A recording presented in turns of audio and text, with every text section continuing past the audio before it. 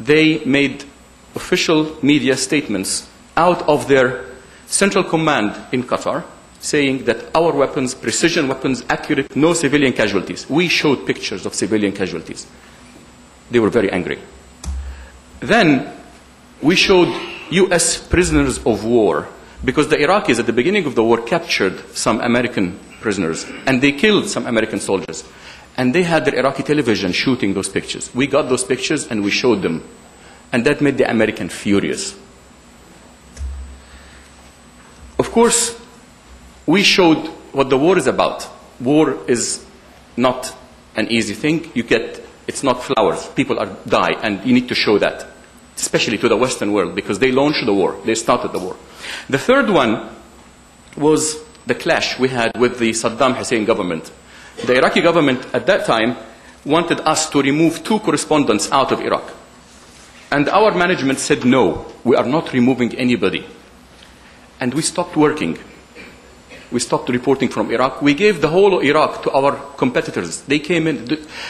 The Iraqi government, after 12 hours, decided to change their mind and keep our correspondents. And that was another confrontation. So we were hated by both sides. The Americans on one side and the Saddam Hussein government on the other. Which meant that we did a fairly good job, I think, in covering it. There are some clips that I would like to show. I hope it works. This is not Al-Jazeera clips. It was a documentary made by another company called Magnolia Pictures. And this company did a short documentary about the war in Iraq. Can you hear?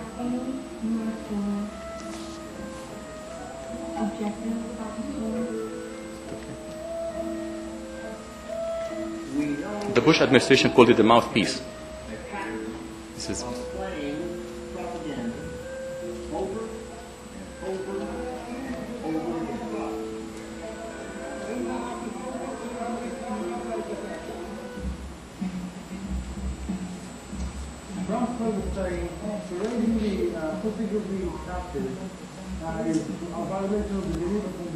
the decision by Al-Jazeera to broadcast such material is deplorable. What do you think Guantanamo Bay? When you saw the Iraqi soldiers parading yesterday on American television, now there's a Geneva Convention. When I watch Al Jazeera, I can tell what they're showing, and then I can tell what they're not showing by choice. What they do is when there's a bomb goes down, they grab some children and some women and pretend that the bomb hit the women and the children. It benefits Al Jazeera to play to Arab nationalism because that's their audience, just like Fox plays to American patriotism for the exact same reason, American nationalism.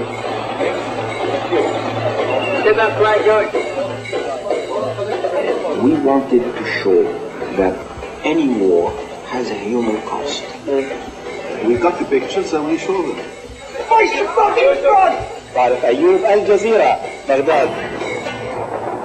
It makes me hate war, but it doesn't make me believe that we're in a world that can live without war yet. We are not like Rumsfeld, who says we care for the Iraqi people. He doesn't care at all. We care for them. We are Arabs like them. We are Muslims like them. Day by day, the Iraqi people are closer to freedom. Your heart can be with your people. Your soul can be with your people. But as a journalist, your primary duty is to get information. You want to help your people, get information for your people, get news for your people. Democratize our shooting.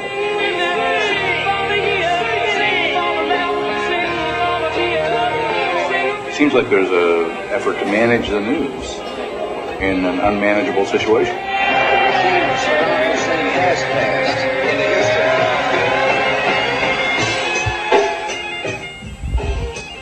Okay. Can I add some? Yes, go ahead. タイプしたらすぐ出る。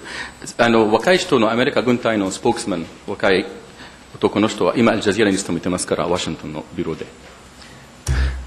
The other issue that I think was a result of focusing on the massive death and tragedy is that the value of Arabs and Muslims soared, went up, because they were, the Arab people or Muslims anywhere in the Western media, big event, large number of deaths, you will get 2 lines at the bottom somewhere inside a newspaper. But if it is a Westerner, an American, European, or even an Israeli for that matter, it will be top news, big headlines. There is a difference in the value of blood, of human beings. It's not nice, it's sad, but it's true. We corrected that imbalance. And we became a channel that, instead of being a dependent, a follower, a slave, someone we follow, Reuters, AP, RTV, or whatever, we became newsmakers. People come to us asking for pictures. People come to us asking for stories. So we moved from at the bottom of the scale higher up.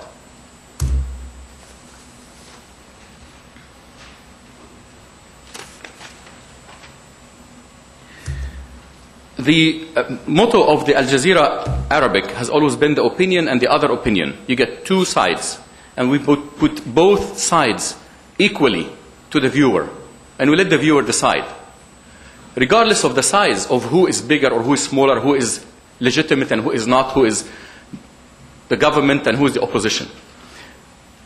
That, with the founding of a new channel, the English channel, in 2006, the motto changed to the voice of the voiceless from the South. And the South is not geographical South. It is the cultural South. It is the poor countries, the developing countries, the underdeveloped countries, the countries that have always been exploited by the North.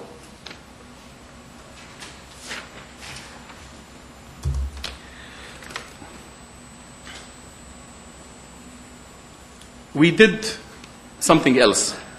We gave the full story by both sides, not focusing on one side, not covering one side, because that is misleading. And that is what the Western media, in my opinion, and most of the Arabs' opinions do. We believe that in the West, you have one-sided media that tells the people one story, and it doesn't tell them what the other side thinks. And that's why there is always an underdog, someone who is always suffering, and he doesn't have a voice. That's why we had that motto, the voice of the voiceless, from countries that have always been neglected. And our correspondents and journalists, the people we use to report, are local people. We don't, like the BBC does, hire people in London and send them to Africa, or send them to Pakistan or Afghanistan. Or we hire people from the country, and we rely on them because they know better, and they can give us deeper level of coverage and much better quality stories. We also managed to extend the momentum of events. And I can say confidently that the last flotilla attack by the Israelis in the Mediterranean, where 9 Turks were killed, it made headline for a couple of days. We took the story further. We took it for a few more days. We went to the victims who were killed. We spoke to their families. We spoke to the people who were captured by the Israelis and went to jail. We asked questions to the Israelis that no one dares ask. What happened to the videotapes you confiscated? Where are they? Why did you confiscate them? If you are telling the truth, what happened to these people's videos? Why don't you release them? No answer. Other questions we also dare to ask that has not been asked in the past. You challenge your guest to an extent where he really gets angry. And then he tells you things that no one else has.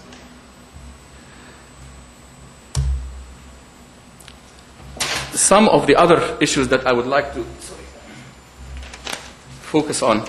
Can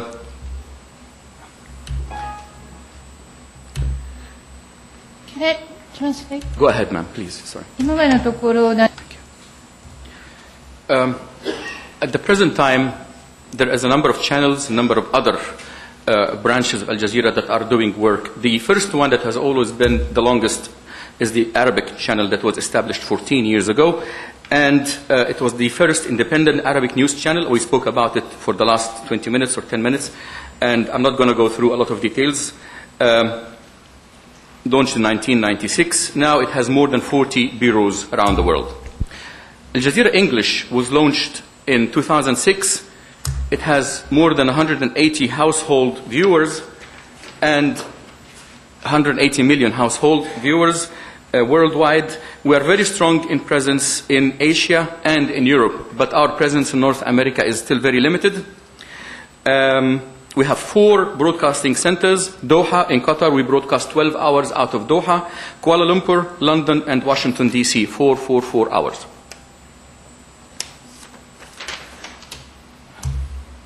This is another promo about Al Jazeera in English, the English channel. This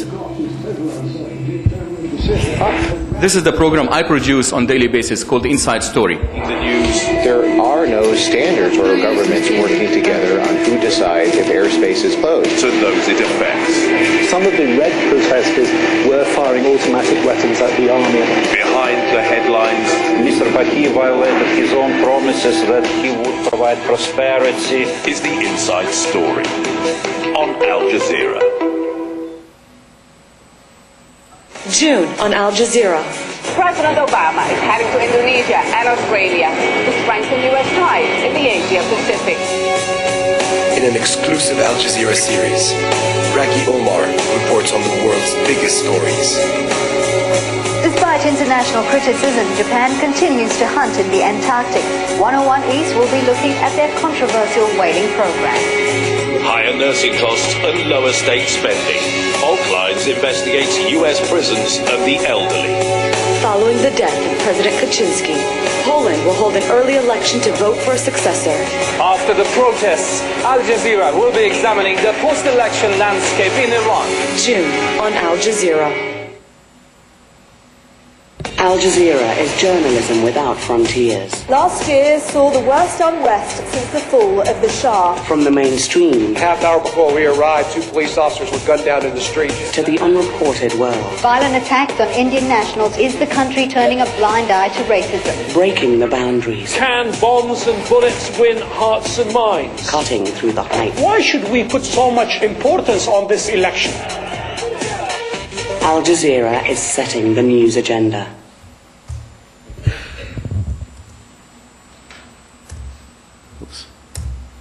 Okay, sorry, I hope that didn't take too long. Then we have the documentary channel, and it is the first Arabic documentary channel ever to dedicated to making documentaries exclusively to the Arab world, the Arab-speaking people in the Middle East.